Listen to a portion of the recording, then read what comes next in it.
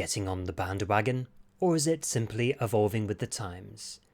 Whatever it is, you and I have seen the industry enhance their pistols with more than just lights and lasers.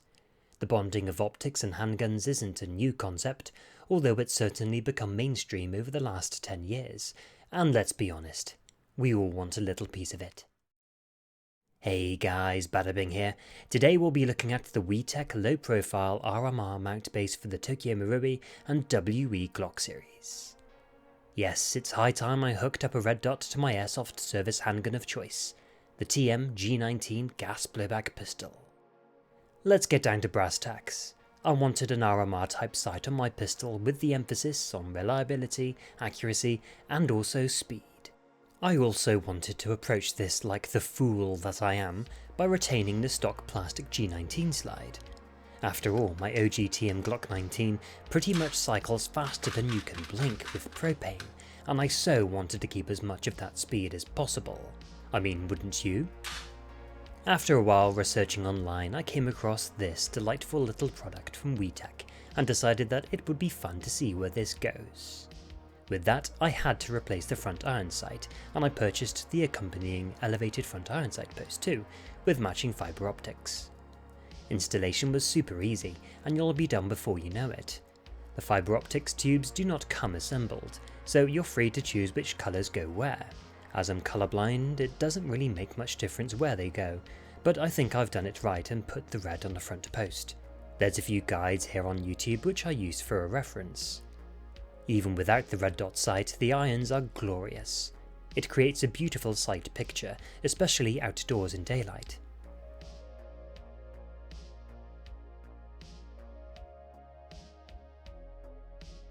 Now the Optic. I considered several options when it came to selecting a device. I looked at various clones and soaked up all the feedback I could from multiple users. In the end, I was left more confused than when I started. With how inconsistent things can be inside the airsoft knockoff realm, no one could offer me something which I knew full well I could rely on.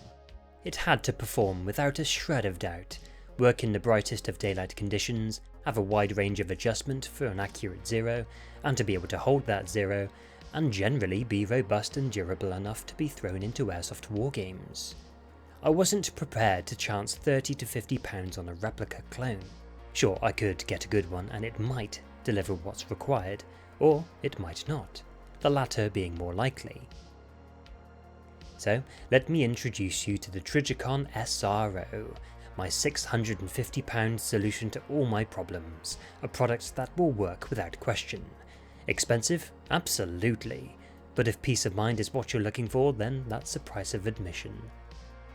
The unit has a solid interface when it sits down on the Wiitek mount. The only trouble I had was getting it past the two fibre optics tubes, so I had to sand a fraction of a millimetre off them. Now, the bad news is, the iron sights don't look through the window. It's disappointing, but I can still follow the front iron sight to bring the SRO's 5 MOA dot into view when I press it out, and because the SRO has a large viewing window, it's easy to find. Both Wiitek front and rear accessories firmly lock onto the slide, there's no play or anything. The SRO as well, it's all solid. So how does it shoot?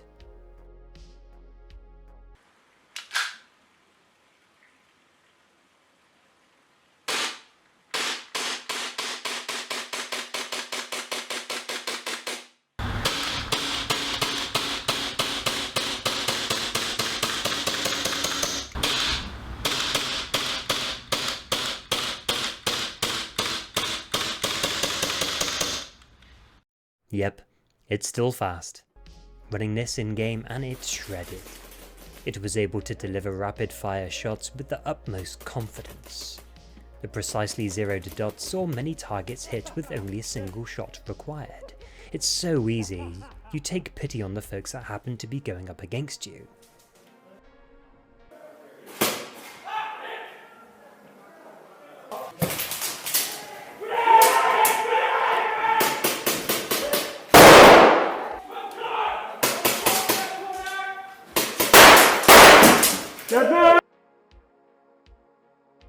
Now, I know what you're thinking. Hey, you're gonna get that shot out, Bing.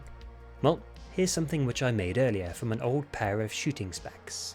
This snaps into place nicely until I source a better alternative. Over the course of the day, the screws all held in place, it was all secure. Now, negatively bolting a sight like this right on top of the slide does make it look weird.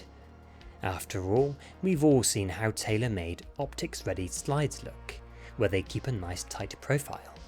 Wiitek have done a good job to keep the mount base as thin as possible to reduce that top heavy look. It's still there, just not as pronounced as other products I've seen on the market. With this method, you are taking a hit aesthetically, and of course there's the possibility of inducing problems further down the road by anchoring it all on one point. Over 1 year I've been using this setup, plinking and playing. I'm waiting for the inevitable break, waiting for it to eject like a fighter pilot in trouble, and jettison the SRO like an M1 Garand clip. But nope, still here.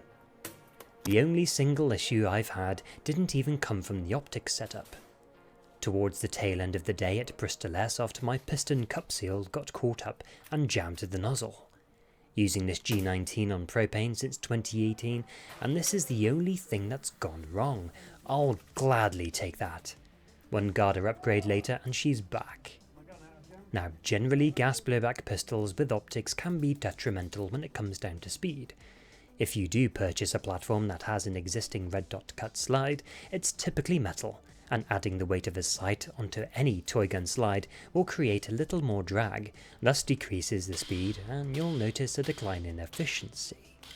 For plug and play purposes, this is generally what you may find. Of course, there's workarounds, using hotter gas, using lightweight BBUs, and tuning it for optimal performance. Despite the additional weight on the slide and the relatively small G19 gas tank, it clears the magazine to a positive slide lock. I cannot ask for better than that.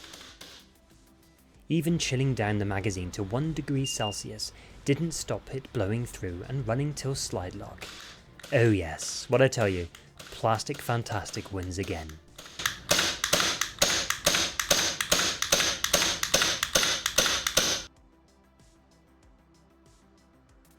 At a comfortable room temperature and shooting at a fast pace, it was able to shoot a total of 56 cycles before the gas went out.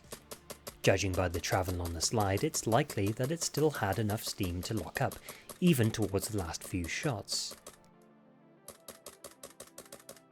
The gas system didn't appear to mind giving the Wiitek irons and Trijicon SRO a piggyback. This pistol is utilising the newer Marui 15mm diameter bore cylinder, so it has the additional power to punch back the slide. All in all, the Wiitek parts are a cheap alternative to buying a specific RMR cut slide. It's constructed of a lightweight CNC aluminium and does its best to be as thin as possible.